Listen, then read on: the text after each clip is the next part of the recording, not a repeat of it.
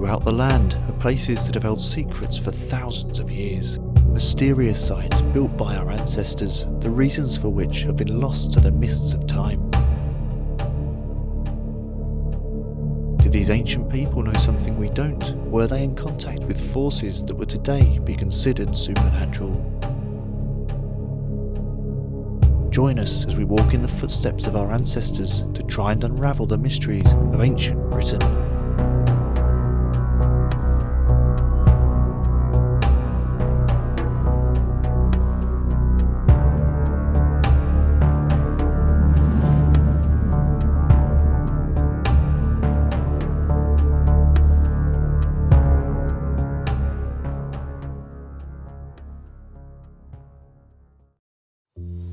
So you're probably wondering why I've brought you to this delightful pub this evening. It is delightful. I'm not wondering, I'm just happy. Yeah. But yeah, I know there's a project I've been going on about for quite a while now, involving stone circles, ancient haunted sites, really sort of places that probably we should have investigated previously. And finally, I've kind of got together something and done my research on a lot of these places, and I think now's the time we should probably go out and visit some of these locations. Ooh. Something a lot of people always say is, why is it always Victorian ghosts you find, or where's all the caveman ghosts? A lot of these places, in theory, were around in those times, you know, Yeah. looking 4,000 years old, a lot of these places. Yeah, if you think like places that we're investigating nowadays, it could have just been a field Yeah. back years ago. Yeah, I mean, these places have lasted so long. A lot of them are associated with rituals, religions and practices that we've got no idea of in the modern world. A lot of them are really mysterious. Even the churches that we've investigated, they're only from sort of medieval, pre-medieval sort of. They're not. There's a whole period of history beyond that. Yeah, That we've, and a lot of these places as well have churches built on them. Yeah. Because they were sacred sites even back then. I mean, how much do you guys know about stone circles, what they're about? I mean, I know nothing like other than Stonehenge. That's literally it. My history of things like that is limited, and I've only ever learnt things from either of you. So you guys are probably the ones who know a lot more. I mean, even going to these places as well, it's not just ghosts, it's not just that kind of thing. Paranormal's we'd see. There's UFOs sightings all over these places as well. Yeah. I mean, even outside of ghosts and aliens, like you said, I've seen a bunch of stuff before about stone circles being home to like elementals, interdimensional things, all sorts of fringe stuff to what we usually are looking for, like with ghosts, like other spirits and other things that we're not typically encountering. What I was going to say, that whole thing, you know, like supposed fairy rings and stuff like that. Is that all linked to that level of like history and theory? It's all going into deep dark folklore. Yeah. I was going to say, you're almost like touching more on folklore with it than straight up just like ghost haunting. Yeah, I think it's going to be really interesting to visit some of these places. There's a couple of people as well that I'd like to talk to on our travels doing this as well. So have you sorted us a road trip? It is basically a road Cheers to the road trip. Yeah. Hey. First of many. Yeah. Oh, apparently it's bad luck if you don't take a sip after you've cheersed. Is it? Won't complain. I just naturally do. Yeah.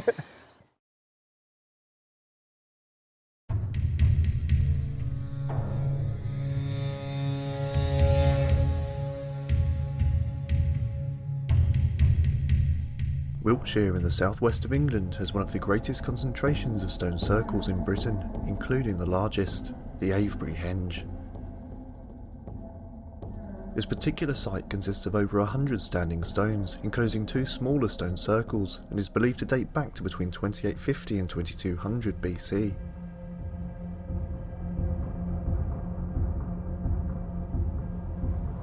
A henge is generally thought of as a type of Neolithic earthwork consisting of a bank with internal ditch, enclosing a flat area which usually contained monuments.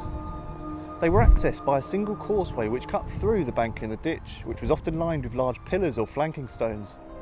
Now, the true purpose of these places remain a mystery, and we only have limited archaeological evidence to help us understand them. What we are fairly confident of is that they were not used for living in or enclosing livestock, and due to their design were unlikely to have been defensive fortifications, leaving experts to suggest a range of other purposes.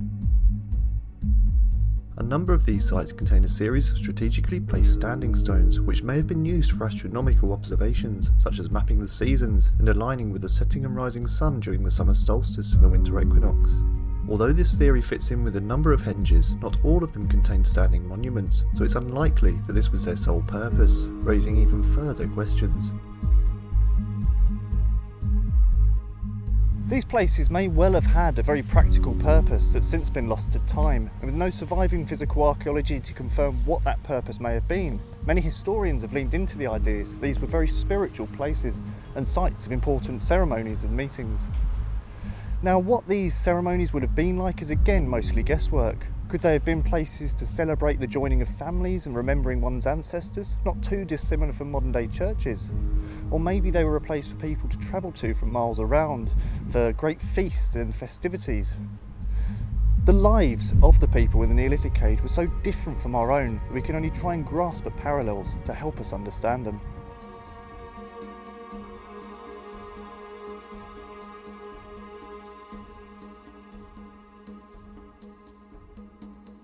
As previously touched upon, due to the henge's design, they are almost certainly not a form of fortification designed to keep people out. But what if they were intended to keep something in? Hill forts are usually constructed with an external ditch followed by an internal mound. However, the reverse can be said with henges, the mound being on the outside. Many of these sites were built upon earlier ceremonial ground from a time that maybe even people in the Bronze Age didn't understand.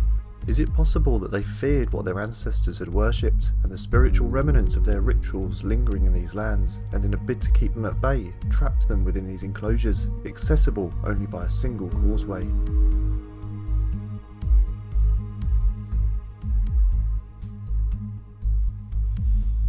So we've just arrived at Avesbury. What's your to be honest, it's a lot more touristy than I thought it'd be. Yeah, I definitely. always thought Stonehenge would be the tourist hotspot, but this is. But this is free, whereas Stonehenge isn't. So True, I could see yeah. why people would come here instead I of just Stonehenge. didn't think there'd be as And also many. there's more of it. Yeah, Like, Stonehenge is just a bit, whereas this is the whole yeah. thing. The first thing was the scale of it was what, like, I was surprised by when we first got it. Was how Yeah. big it is. It's spread across like 4 or 5 different fields kind of Yeah. thing with like a road in between. Yeah, when you were talking about it at first, I was expecting it to be like maybe this, and then that was it, but not like this, then a bit over there, a bit over there.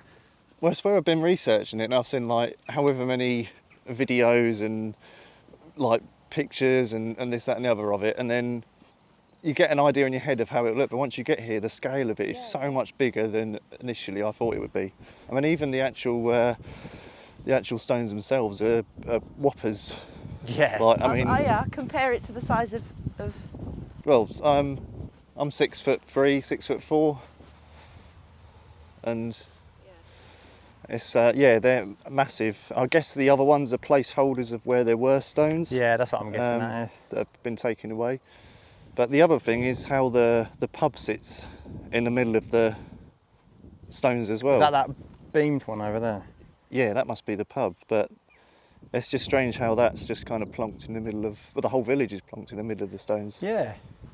Yeah, it's like they've built the village inside the middle of all of, but then, I mean, no, it's not even in the middle of them because they sort of go all over the place. Like, there's all these ones here, then the ones we saw on the way up, they were in like a different part as well. They weren't near us here. Yeah, on the way up, I was wondering how many people that are wandering here are actually even from this little village. I mean, we're ones to talk, but it's like there's so many people about. I think it's almost like the National Trust has taken over this village. Well, you know what? I honestly, like I said earlier, with the touristy stuff, I didn't have any idea that there was going to be. I knew it was the National Trust or I think English Heritage that actually owns this, but I didn't think they'd actually have anything to do with it. Because we've been to so many places where they own it, but there's no they're not regulation. actually like on the ground. Yeah, there's a whole car park here that shuts at 6, so that's no good for us. But access to the village shuts at 6. What's the story behind these stones then? Do you know? They appeared. no, So from about 4,000 years ago. Okay. But obviously they didn't form naturally like this, did they? No. Something's had to put them here. But you think the sheer scale of the bloody But thing. at the same time, 4,000 years ago, I imagine they'd have been a lot bigger because they've probably been worn down by Yeah, weather yeah. and people touching them and. even like from across that way, because it's quite open, you've got the wind coming this way. I'm sure it is somewhere. It is one of these somewhere that I saw. There's like a hole, like how this is, but it's sort of in the middle bit, and it's like it's supposed to be able to like cup your hand to it and like hit against it, and it makes like a ringing sound. Well, look out for a Like hole these. in the middle. Like these, but the people were doing it on like a very specific shaped one, and it was sort of at like our height.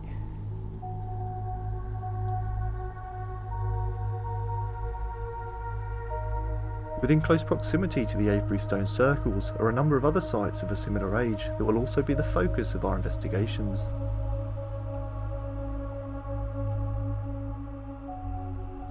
One such place is known as the Sanctuary, which consists of 3 rings containing a mixture of stone and wooden pillars, the originals of which have long been lost, and their positions are today marked out by blue concrete blocks representing stone post holes and red for wooden post holes.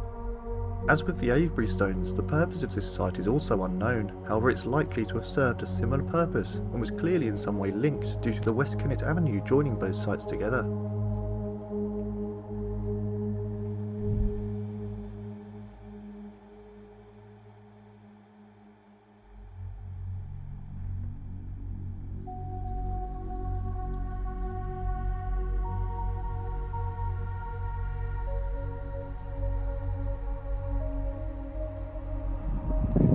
Yeah, I was thinking it was going to be more big stones. Yeah, I knew there was. Well, I knew what it was. I just. Didn't tell us. Well, no, I just thought it'd be a bit better than this. It's a little. Well, I mean, we came and we've seen it, haven't we? We're in the area. It's underwhelming. Do you know what though? The view's really nice, so I'll take that. It's a nice view, and they're cute little stepping stones. Well, yeah. See. Well worth it. So what we're just walking along now is known as the West Kennet Avenue. This actually linked the Avebury Stone Circle with the Sanctuary. If you go a little bit further down, you can actually see that the avenue's lined with stones either side of it. Obviously here they've been taken away or just been moved over the years, but this was still the same pathway that went there, which to me says that they must have been linked somehow, whether they sort of had a ceremony procession that kind of moved down between both of them, or whether, again, it goes back to that thing of, was there something supposed to be contained within the stone, some kind of energy, and where those stones linked the 2 sites, was that a flow of energy going between both places? I mean, you could spend all day trying to come up with ideas and explanations for it all, but no one knows. And I think that's one of the most mystifying things about all of these places, that there is no sort of definitive answer as to what the point of these, stone circles and monoliths are. But there's so much around that although you've got the separate circles, it almost creates like another big circle, because over there you've got the Silsbury Hill, is that what it was? And obviously you've got this, and then further back that way is the Avebury stone circle. So, and then I'm sure there'll be something over that way as well. It just kind of all creates like a circle within a circle.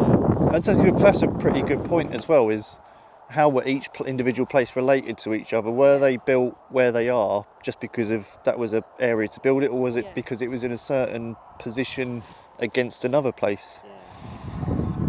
Find out if we can, hopefully later on.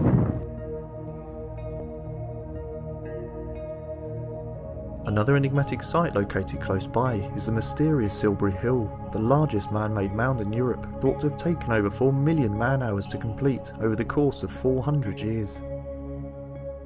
Again, so little is known about this site and how it fits in with the prehistoric landscape.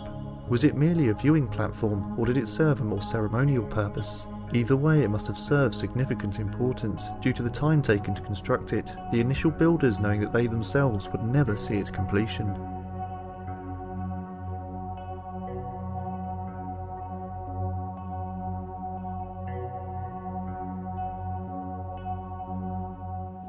We're just on our way to the last place we'll be investigating in the Avebury area, and that is the West Kennet Long Barrow. Now, this site actually dates even earlier than both the Avebury Henge and the Sanctuary. This is dated to about 3650 BC, I believe, so we're looking at a very, very old place. It was used as a site of burial for people. They actually found 50 skeletons buried there of people of various different ages. And yeah, I think it's going to be certainly the most unique location of the night. I think it'll probably be the most active of the night, if I'm honest. I feel like this place would be more likely to have some paranormal activity to it because of its age. Do you know what I mean? The thing is as well, if there's actually bodies that were found there, Yeah. then it links people to that area in more of a way than And just the stones just themselves. to point out, the Salisbury Hill is just behind us as well. Yeah, which just over there. Yeah. Well, it's like you said earlier with are all of the places Yeah, linked are in they the all landscape? linked? Because when you look at like the maps of the locations, it's almost a circle really, and they're all quite close to each other. So, because I think the sanctuary is just up that side of it, isn't it? Yeah. So. But the thing I find really weird as well, if we're going back to like prehistory times, I mean, it's taken us 5 minutes to drive from Avebury to the sanctuary, and then a minute from Avebury from the sanctuary to here. Yeah. Like, imagine doing all of that Doing on that foot. walking, Yeah. and carrying big Those old rocks and stuff. stones. Yeah, I mean, these places must have been pretty damn important for them to. Yeah, it's not as if they like just put them next to each other in one area. They're all sort of, they're a good distance apart. Yeah, and they don't seem to be any places like in the landscape that's like there's no reason for them to be built there. They're not on the highest point of land. They're not near rivers. No.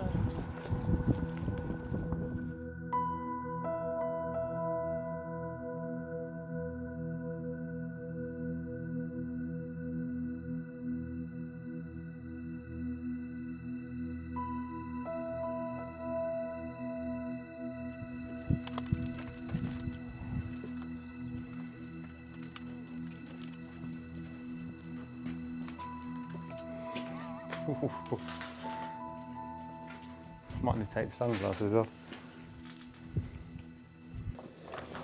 Well, this is more interesting. Somebody's offered like nuts and cookies and stuff. Nuts and cookies? It doesn't make any sense. Peanuts for the gods. I don't get it. And here, look. More crystals and stuff. They're like the ones you buy in little multi-packs. Well, this has definitely got more spooky vibes. Yeah, I'll go along with that. I was wondering if this goes any further here, is this dead end? I think out of the places we've been today, this is the one that's most likely to give us anything. But is that because it's just inside? It's a little lamp thing. It's like somebody's even offered half a doobie. That's incense. Is it? Yeah. Oh.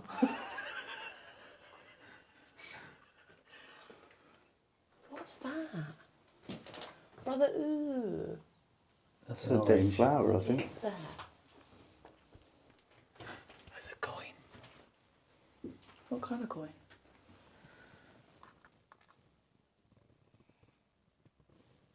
What is that? One obol. Let me have a look.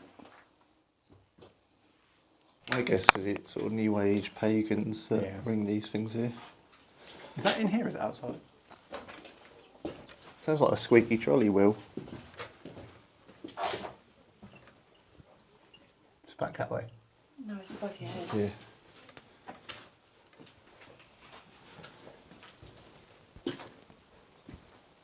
This place is so cool. What's wrong there? Just wish it went a bit further. No, but no, it's just a little cul-de-sac thing. Cul-de-sac. Cul-de-sac. You know what I meant. It's the stones. I don't get the stones.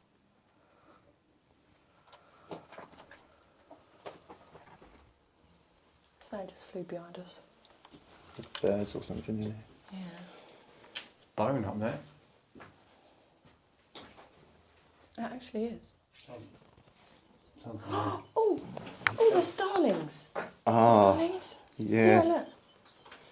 Are they starlings? Yeah. They want to come in here. Did you see him? Yeah.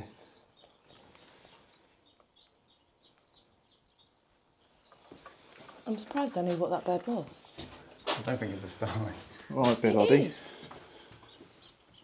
Are they swallows? The swallows. Could be swallows. I don't know what birds look like. They've got the swallow tail. Either be swallows or swifts, won't they? Yeah.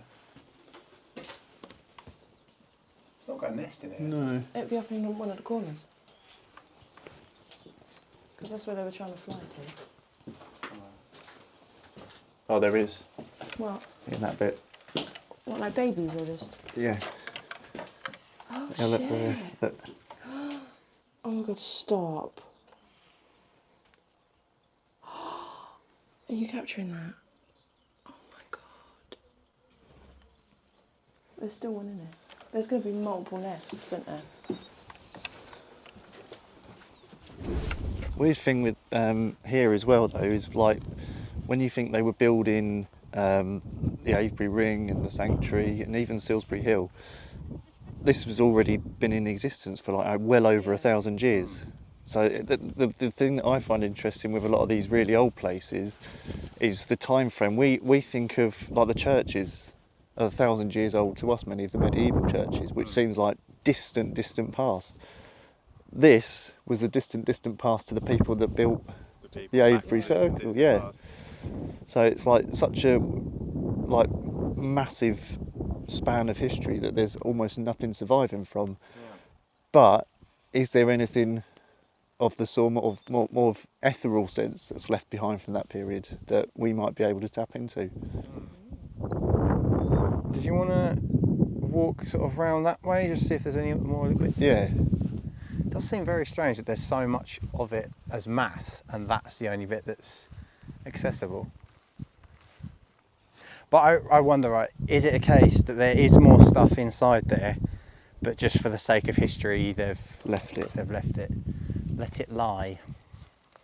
Don't know what you might find. I wonder if maybe they've even run like radio scans through it, and they could see GPR through it. GDP. Run the GDP through that. I'm pretty sure they've done the excavations here in the 1950s, but I'm not sure how Thorough. well, I don't know how reliable. If they had that technology then, it would have been. Right. So they're pretty Because it good could be with that like now. what it is on that end bit there could be that times about 6 going all the way along. It wouldn't surprise me if there is more in there. It's just blocked off. They just haven't bothered to open it.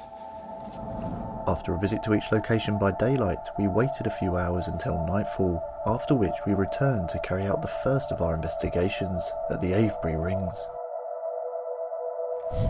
So, we have just set up the thermal imaging camera. Not ever used this before really, this is brand new to us. I've set it up so it's basically sitting static because the colours will keep, if you're walking around with it, the colours will keep sort of unbalancing and it's very difficult to sort of see anything that's going on in there. So we've set it up on a tripod, just sort of facing out into the open field. Anything that goes into that changes the colour on the screen, anything that looks weird is something of interest. It's to show, it will show my heat when I walk in front of it. Yep. Because I'm hot stuff. So yeah, just leave that running and look for anything that sort of stands out. It's on 1 green at the moment. That's it. Yeah, we're fair distance away from the houses and the pubs, so I don't think there's anything that majorly should affect the EMF detectors. I think we're a safe enough distance away. It's not a flight path over this, is it? Not noticed any. I've noticed the odd plane here and there.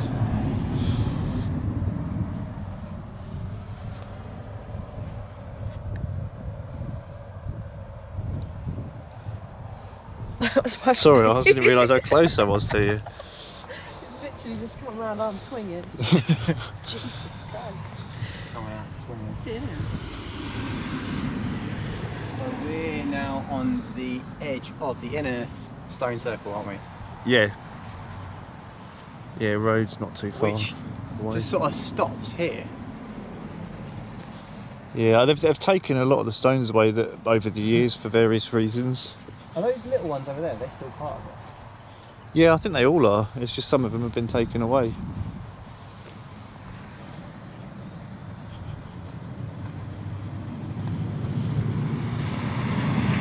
careful of that bucket.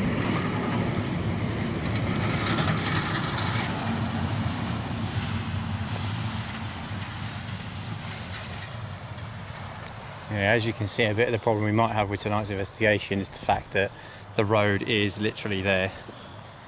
So any noise stuff is going to be a bit tricky, but I mean, we've got EMF bits, we can have a look, see what happens.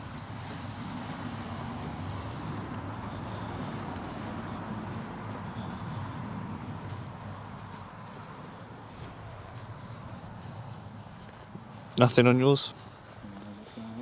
How much time do you guys want to allocate to here before moving on? I don't know, really. Is this the middle? Yeah. This would work as a middle, wouldn't it? Yeah.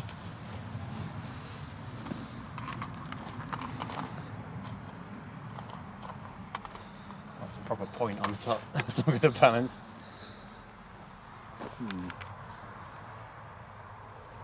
So this is the centre point of the two circles. You've got the outer ring of stones. Oh, hang on, camera's going out of focus. The outer ring of stones is just beyond here, or the first of the rings, and then the outer one, it goes way over there. We've got the Trifield and K2 at the base of the centre. If it was a case that there was supposed to be any kind of like energy radiating in this place or still in this place from whatever was here before, this would probably be like pinpoint in the middle of where that's supposed to have been. Or the stones themselves, I'd imagine. It's not reading anything on the Trifield, is it? Both on 0. Is there anybody here? Those who lived and thrived in Avebury? Oh, another interesting thing is that we've got that sort of church building that's just behind Sophie over there. So if there is said to be, is it a priest or something? Well, it's supposed to be a druid priest, but also that sounds... It doesn't really fit the Christian church or the other stuff here. It sounds like just a made-up kind of... Doesn't mean there's not been sightings, this just doesn't seem to fit the history. It doesn't fit with the lore of what this place is. Unless it's just someone saw some kind of figure that looked like a druid. Yeah, yeah.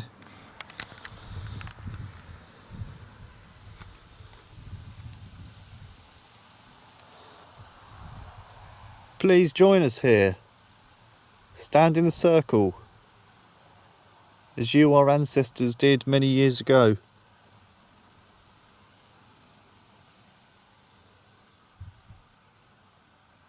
Or have you actually seen anything in here at night now compared to in the daytime? No, feel absolutely no different than we did earlier, to be honest.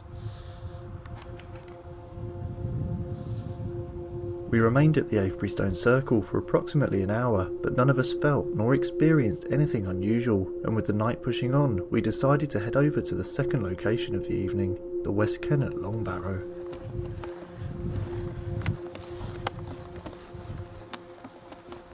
I just quickly shout to say if there anything on here. Just so you don't make them scream. I don't think there is. Whoever come here would have to get here out of the car.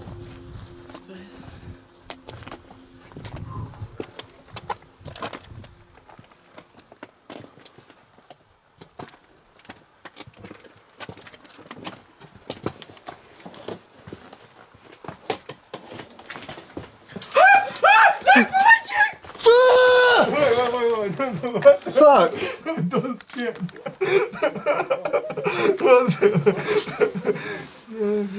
Sorry, bud. No, it's okay. Don't worry about it. You're right. Oh.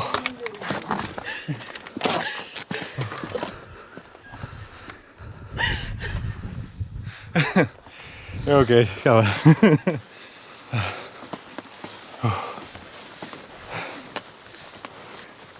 Send you call out. I honestly didn't think that anymore. Fucking hell.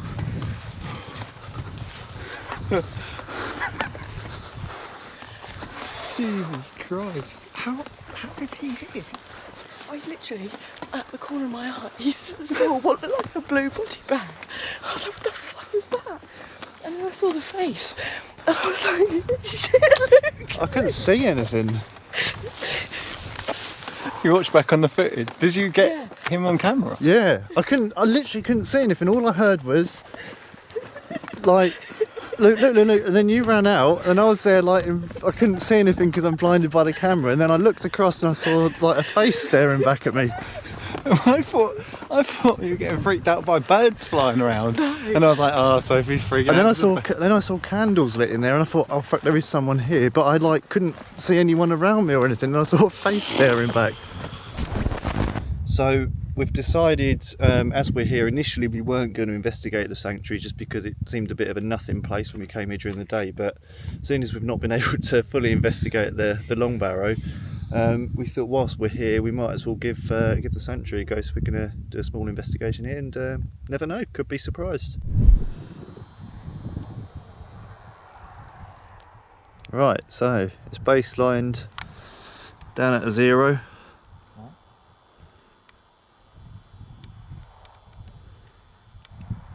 Can you see the dial on it? Yeah. What's it going up to? It's like sort of 0.5. Very minor fluctuations, but I think that's just normal for here.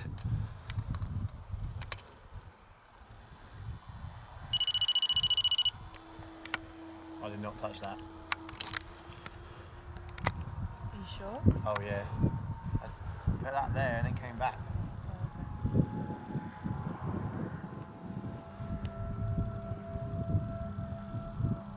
Hello! I'm sure I didn't touch that. We come here in absolute peace. Do you need to be on full contact with that antenna? No, just around it. How far was it? I put that there, then even.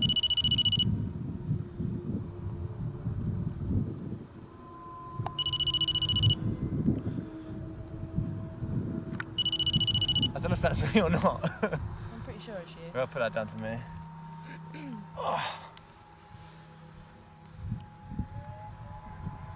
We look to converse here with those who have come before us. The people who once lived on and worked this land.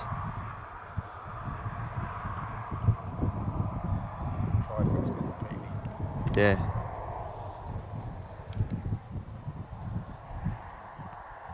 Call upon those who once worshipped here at the sanctuary.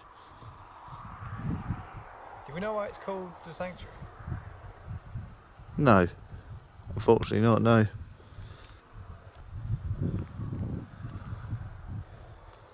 The stones that once enclosed this place were placed here for a reason. We'd like to know that reason.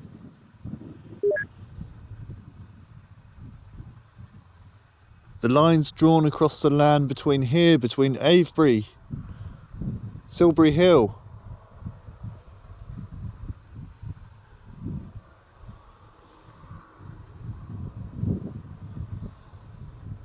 Please come forth. I was really thinking that was something when that went. Again, it just feels like how it felt when we were at the first lot of stones. Yeah. I was about to say the same. It doesn't feel particularly like there's anything in. Got to remember as well, talking in English is going to have no impact on any kind of communication. Unfortunately, all 3 of our chosen locations in the Avebury area had proven unfruitful, with none of us witnessing or experiencing anything out of the ordinary. So around 3 AM, we returned to our hotel, but we still had one final job before we could hit the hay. But we thought, let's just talk about all things spooky and check in with some paranormal investigators. Now, Sophie tweeted me ages ago and I thought, you know what, I'm really interested in what you do. I want to talk to you. And tonight just seemed like a really perfect time. So Sophie's with us now. Hi, Sophie. Hello. How you doing? Are you well? Yeah, I'm not too bad, thank you. Yourself? Yeah, I'm not too bad actually. Can you think of a time that jumps out where you couldn't explain what happened? It was just something that there is no logical explanation for, and it's undeniable in your mind. There's something there. Harwich Fort in Essex. We caught a shadow or like silhouette of someone walk past a window when it was just us three sort of inside the entire fort for the night, no one else there. We had like enough video camera coverage of the entire place as well that we could rule out who was where at the time and where we all were. And it was a case that of what that camera caught, there was no way we could figure out what that was, like why there should be a figure appearing on the camera when we're all accounted for. Did you get scared? Should we tell her about what earlier happened? on? Yeah, you should. Go on. So we are currently, where are we? In Wiltshire. Yeah. We're in Wiltshire, looking at stone circles and things like that. Yeah. And we went up to, what's it called? I think it's the West Kennet Barrow. West Kennet Barrow, and we'd been up in the day to film some footage, and it's literally at the top of a hill, like barely anyone goes there. And we went back this evening for the investigation, and I don't know how to say it, but without realising it, there was a man sleeping there. Right. And we'd gone in, and Luke was filming, and we've looked back on the footage, and he's recorded this man sleeping, but didn't realise he'd recorded him asleep. He wasn't looking at the camera, he was looking away. He was looking away. And although I was behind Luke, I spotted him first. And I was like, Luke, there's someone behind you. And it was absolute pitch black in there, and like unable to see anything. Oh goodness. So yeah, I mean, things like that obviously happen. You obviously make yourself jump sometimes.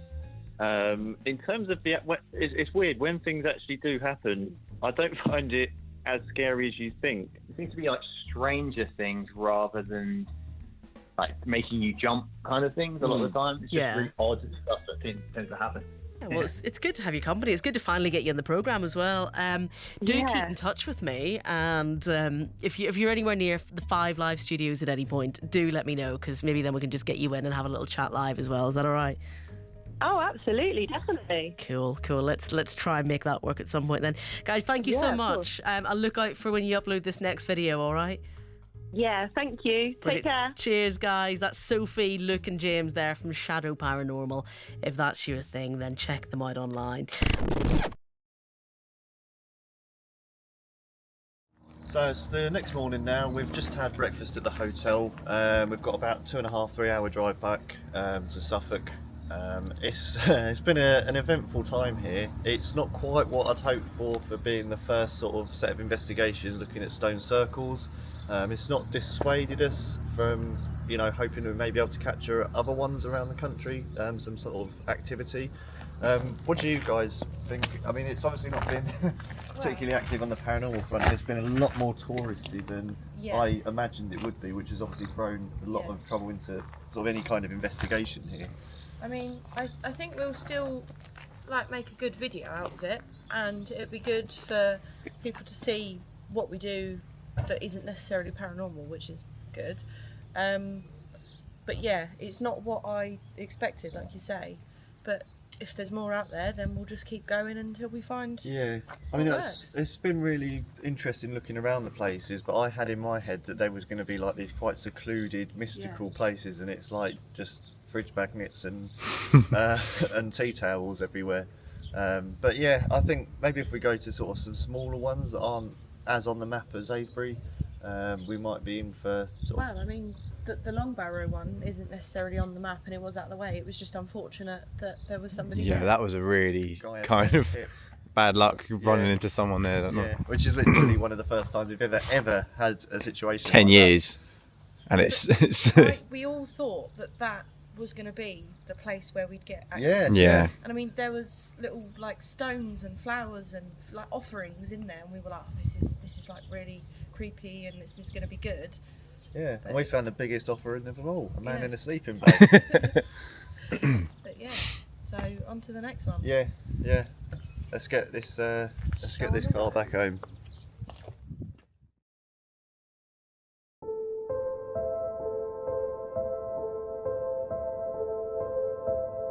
Something that we couldn't go without mentioning when discussing ancient sites is the concept of ley lines.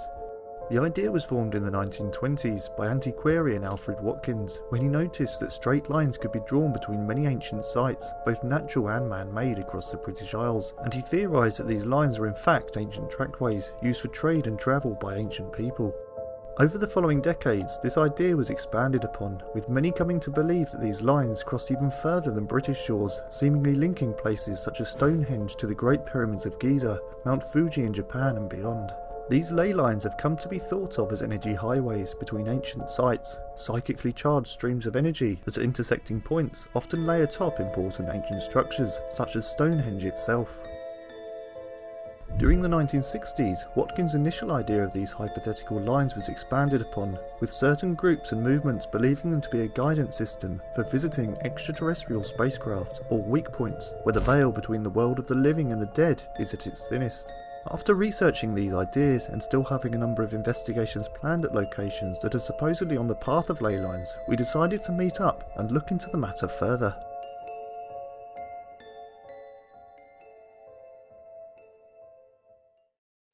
So, what do you guys know about ley lines in general? I mean, I think certainly when we was in Avebury, you mentioned like certain sites seeming to join up together. Yeah. Certain patterns and alignments in the landscape. What do you guys know anything about ley lines? I mean, I don't know a lot. We were discussing it before that my knowledge of ley lines is very little. Yeah, you started getting on Google and I said just wait. Just wait, just do it. As far as I'm aware, or the way I think about it is that it's basically when certain parts of the earth meet or cross. And the only one that I really know of is is it in Scotland? I think I might be wrong. Do I know what I'm going on about? No. Do you know what I mean? Not quite. I think you're almost there. Almost. You got 2 and 2 and made 8. So what? Okay then. So this is. I mean, the idea is that there's energy points all over the country, all over the world, for example. Yeah. They link places, for example, Stonehenge, direct lines can be drawn between that and, say, the pyramids in Egypt. And the idea is that they're energy trackways between places. A lot of churches all on the same line together and they'll all line up. It's almost like sort of believed that ancient people had some kind of knowledge of these lines as well, and they would build things along them to kind of charge them at, because so they were more closely aligned. So like stone circles, churches, all built in a line. And it's supposed to be an energy sort of alignment. I mean, you've got that map there which shows loads of them the lines. All over sort of I think that big cross point is Stonehenge. Yeah, Glastonbury. Down there. Yeah, so you can see obviously where they all cross over and sort of link up together. And I've got another one here, which is places that we've been. We've got Beccles at the top. I think that's got Avebury on there as well. Edmonds. Oh yeah. Yeah, that'll be the Abbey at Bury. Yeah. Oh. So the idea is they all link up. I mean, what do you guys think to that? Looking at it. I mean, it's definitely an interesting theory, and no, I'm quite shocked actually that they all. I've got. Well, there's 2 lines on a map here as well that we've been to each of these places. How weird is that? I mean, you can't dispute that they're on a single line. I mean, look at them. And like I say, we've been to each of those. Yeah, no, they're directly along it. Yeah. And they're all Weatherspoons. Are they actually? Are they actually? Genuinely. I made that map myself just to kind of prove a point. Yeah. Yeah, for anyone who doesn't know, our go-to food or, refreshments, breaks in between a ghost investigation, is a Weatherspoons, a McDonald's or a garage. Yeah. Sponsor. So with this, you're basically saying you can do that there, or you can do a line between any location. All those Weatherspoons are built on ley lines. They're not ley lines. I hadn't looked at it that way. Yeah, maybe they are. Weatherspoons and ley lines. But the thing is, I was actually curious because I thought, I just picked a load of Weatherspoons on the map and I thought, actually, you can draw lines between every single one of those. And you could do it with pubs named the Cock. Yeah. So, I mean, the ley lines like that, they do match up, they do make sense, but so does anything. Well, it's the thing as well. I mean, even on this, what stops you from having like a Wetherspoons here, that one, and then that one? Like, it's what you ignore as well. Yeah. And the other thing that was interesting with ley lines when I was looking into it, which seems an obvious thing, but it's something a lot of people seem to ignore, is that all of the places that are on the supposed ley lines were built at different times. Yeah. You've got a stone circle from 8,000 years ago, and then you've got a church from 500 years ago. Yeah. And like, they're not contemporary of each other. No. I mean, I was kind of interested in it, and then when I found out Wetherspoons are also built on mysterious booze lines. Booze lines. Booze or booze. Yeah.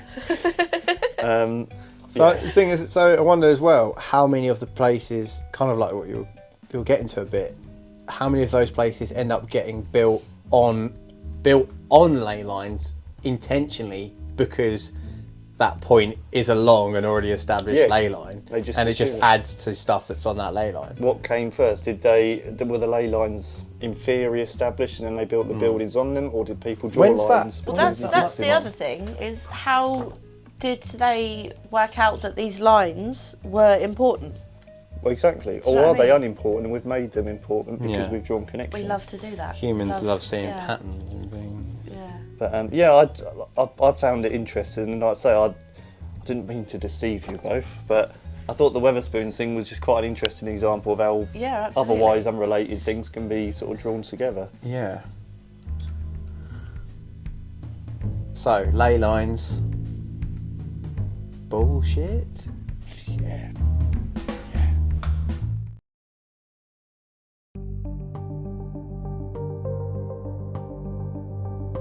Whilst researching for this film, I came across a group called the Dragon Project, an organisation set up in 1977 with the purpose of investigating unusual phenomena occurring around ancient sites, most notably around stone circles.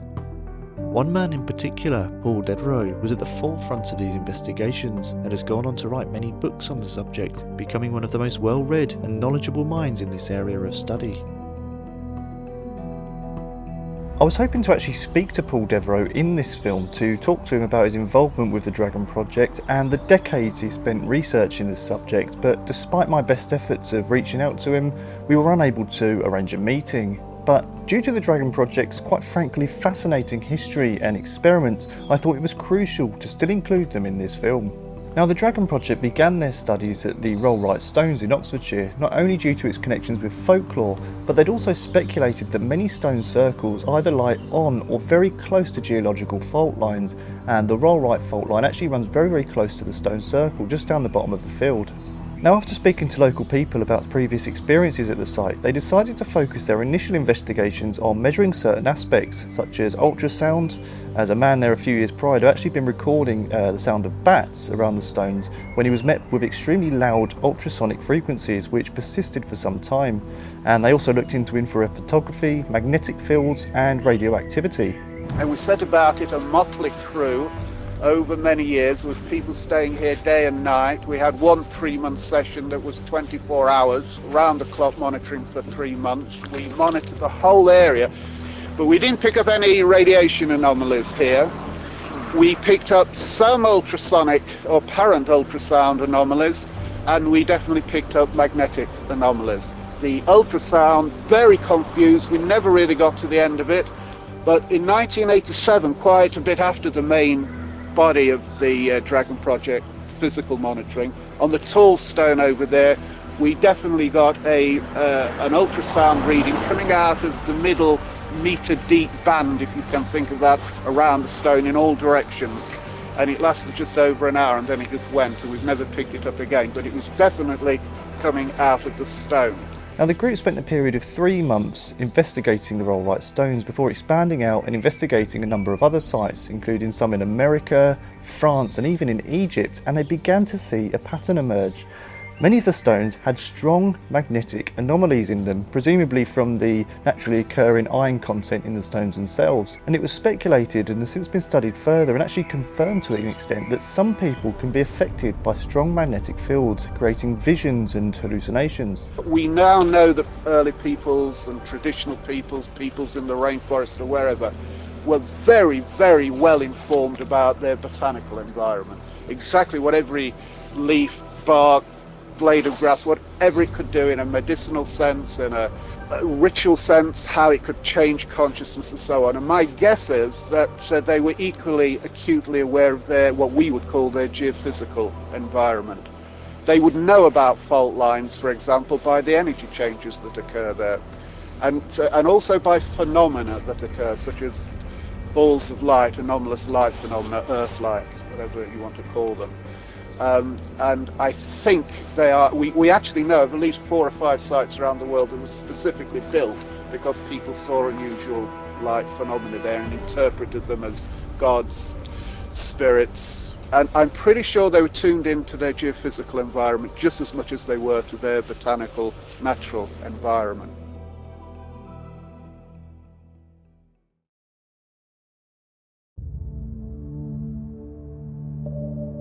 The site of our next investigation is at the Arbor Low Stone Circle in Derbyshire, a Neolithic henge consisting of 46 large limestone blocks and is one of the best preserved henges in the British Isles.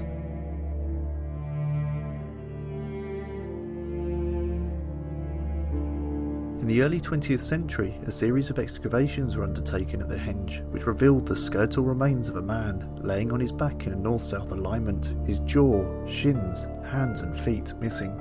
It's almost certain that this burial dates hundreds, if not thousands of years later than the henge itself. However, its origins are still a mystery. Was it some continuation of a ritualistic burial at the site, or did a more sinister fate greet this unknown man? Moving on into more recent times, the Arbor Low Stone Circle has been linked with supernatural events and is believed to be the haunt of a boggart, a shape-shifting, malevolent entity with monstrous connotations, and in legend people have avoided the area after dark for fear of encountering the beast.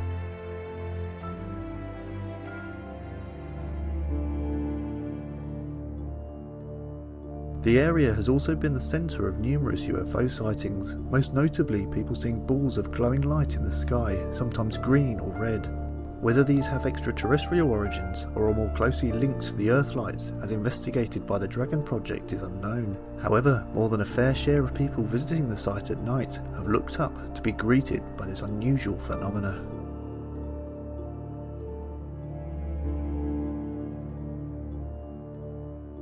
We decided to take a number of measurements around the site during the day, including magnetic field readings, radiation and ultrasonic frequencies, all of which have been previously linked to ancient sites of a similar design. Certainly at this time nothing unusual was measured, and as such myself and James left the site for a few hours and returned at nightfall, where we began our investigation and what was to be a very memorable evening.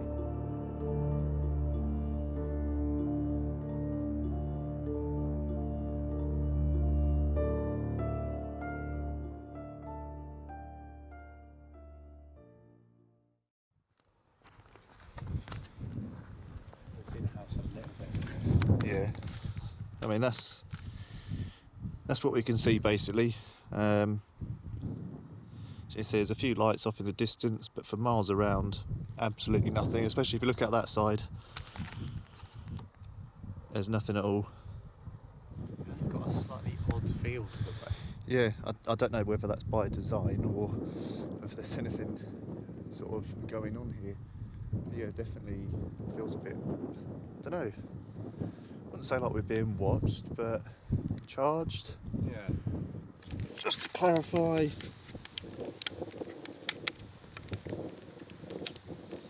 the mel meter with the REM pod attachment 0.0, getting 0.5, 0.2 on the tri-field, fluctuating around that with very small fluctuations. And the guide you camera. About 13 counts a minute, again very, very low. Our investigation had begun like many others, with very little happening. This was until about an hour in, when something caught James's eye. We're talking to both the people that were on this land and the people that are buried on this land, and even the boggart that's about. We're here to come and see you.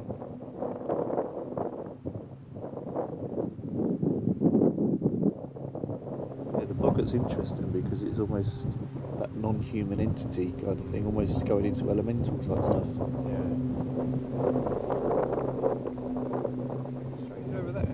Where are you looking? Straight over that way. See the orangey thing? Yeah. Look, watch it. Look.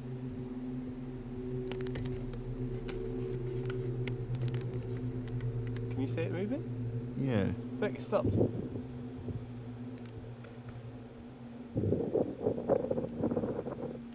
That just moved to the right and stopped and went to the left. Look, look, look. It's moving. You see it? Yeah. There's another one there as well behind it, look. Oh no, is that something on the ground?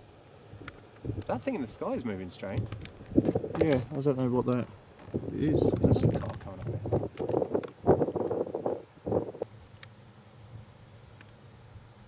It's like reddy yellow. Look, it's flying right to the right now.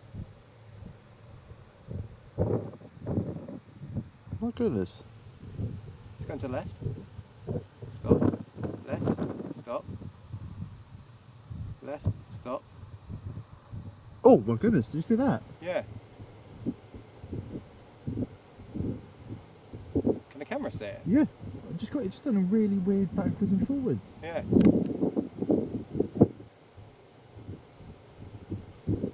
What is that? It just went right, like across the treetops. That's going left again. That's going right again.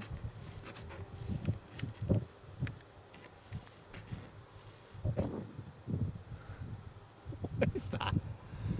And all I could say is it would be a Chinese lantern. Yeah, but going that fast, backwards and forwards. Your camera's seeing it? Yeah, it's going left, Yeah? Goodness, what is that? It's going left again.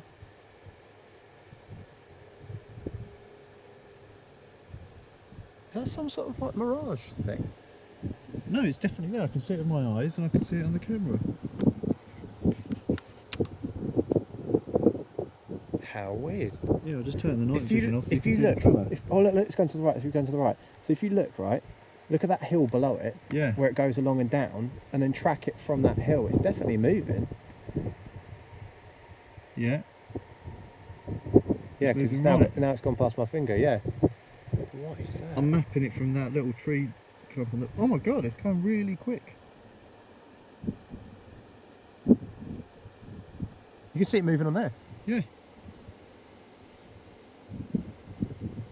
What is that? See if it goes back left again. Oh, there's loads of cars coming up here. That's like the fifth car coming up here. It's just gone really bright, isn't it? Yeah. They're not coming up here, they're going up that road. Oh, okay. There's like 7 cars that come up here and no one's parked up and the lights aren't come on. It's the weirdest thing. It's going left now. And it's almost Gone. gone. What the bloody hell was that? It's flashing. Yeah? That's going left. It's going left. Yeah. Flashing, yeah. Jesus, what was that? It's still there, it's still there, it's still there. It's going towards the edge of the where the drop is. Can you see it? Can't see it now. It's flashing. It's going right over where. Oh, gone. Yeah.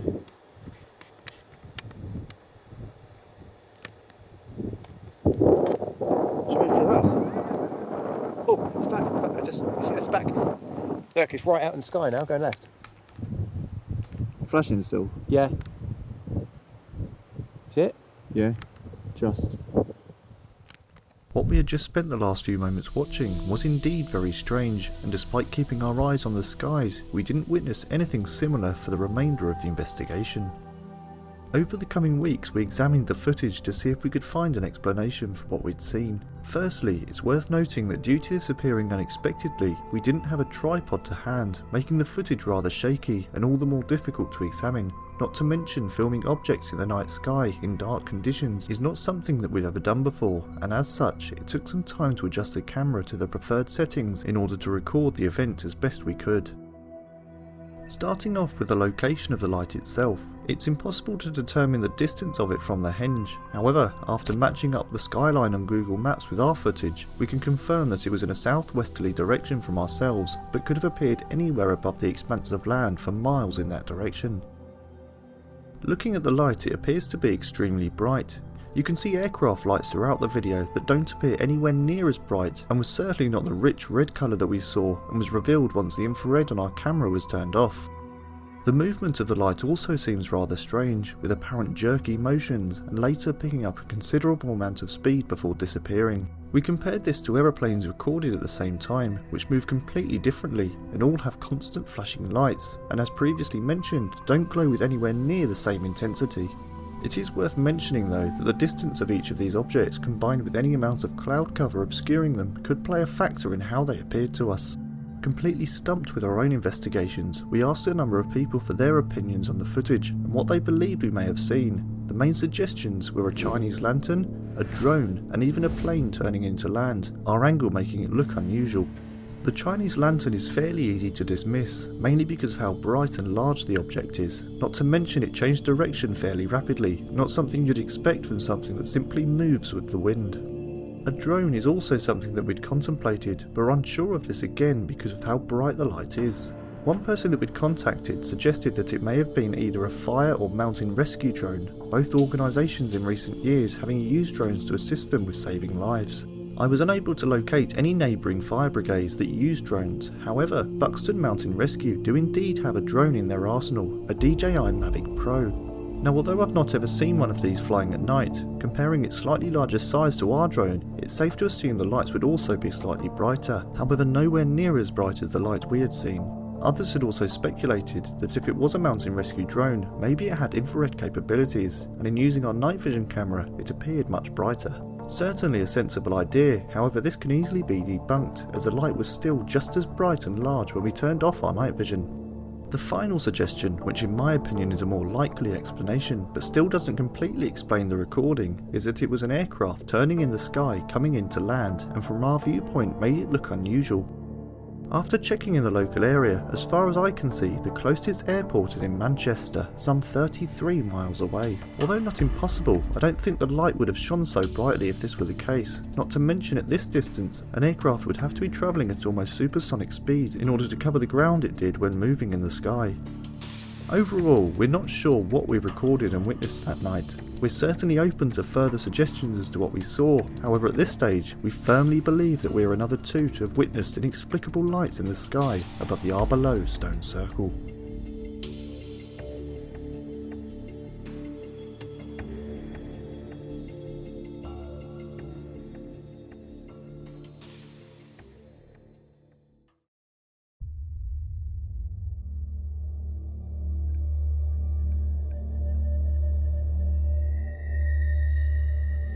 For decades, many of these locations have been connected with sightings of unidentified flying objects, or UFOs, believed to be visitors from other worlds. Whilst researching many of the places in this film, I was astonished to find so many people relaying their experiences of seeing glowing balls of light in the sky around these ancient sites. One such area is the land surrounding the Mitchell Fold Stone Circle, where strange disc-shaped craft and triangular formations have been seen in the sky since at least the 1970s.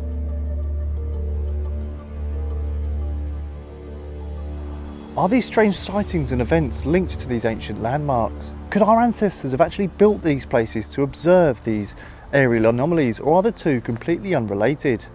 Certainly, after what we witnessed at the Arbor Stone Circle, my mind has changed somewhat, and although I don't believe they're necessarily visiting extraterrestrial craft, I do definitely think that there's some kind of connection between the lights that have been seen in the skies for thousands of years and the ancient ceremonial sites dotted across the globe. Now, I did actually reach out to a number of UFO research organisations for an interview, but unfortunately none of them got back to me, which is a real shame. Obviously, coming from a background of investigating the paranormal from the angle of ghosts and spirits, and certainly this is how we initially approached investigating the locations featured in this film, I thought it'd be interesting to get a viewpoint from looking at these places from UFOs and aliens, but sadly, it was not to be. Later in the year, we actually visited both the Mitchell Foldstone Circle and the Rollright Stones, along with a number of other sites around the country, but did not witness, record or measure any anomalies, bringing our year-long mission investigating some of Britain's oldest and most important monuments to a close.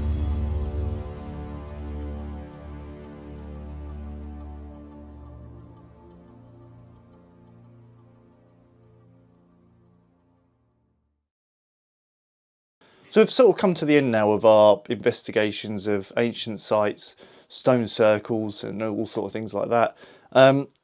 It's been very interesting, if not slightly disappointing in my opinion. I mean, we all went in there with an idea of we don't really know what we're going to find.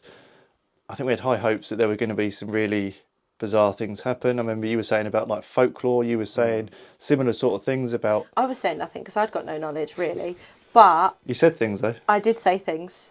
Got memory of a sieve. It was definitely an interesting theory about, because obviously stone circles have been there since forever, and the possibility of them being haunted almost felt like, well, it's got to be because it's so old. But yeah, I mean, we gave it a pretty good go. We did obviously all the main sites at Avebury. We then went off to Derbyshire, done a site there, and I've done a couple other places as well. Other than at Derbyshire, nowhere else has really given anything. Thing is as well, with the Derbyshire one, was that even directly connected to the stone circles, or was that just right time and right place? Well, this is it. All of these places, and especially with the Dragon Project's investigations, always hinted at lights in the sky around these sites. The only thing that we were able to document that we can't explain was a light in the sky, which I think lends credibility to everything the Dragon Project investigated, that these are not necessarily haunted places in the way that we see them, but there's geomagnetic anomalies at them. Earth lights, you know, be it gases being emitted from these fault lines that are ignited in the sky, something unusual. But yeah, I just found it fascinating. The only thing we were able to document ties up with that, 100%. The only bit of shade, scepticism I would maybe throw on it is that because we were at a high up point with a massive field of vision out around us, could it have been that we just had a higher chance of seeing something with that much sky to see? And also the lights themselves, they weren't at the circle. They were off, that we were sort of watching from it. But then I remember at the time saying, like, the central section of stone at that circle basically pointed at the lights. It was perfectly framed in it. There was almost like a gap that kind of lined up directly with that light. Yeah. See, I wasn't there for that part, so I've got no kind of opinion, so to speak, on that. But I do think it's really interesting that you were able to capture that, and as of yet, can't explain it. Yeah, 100%.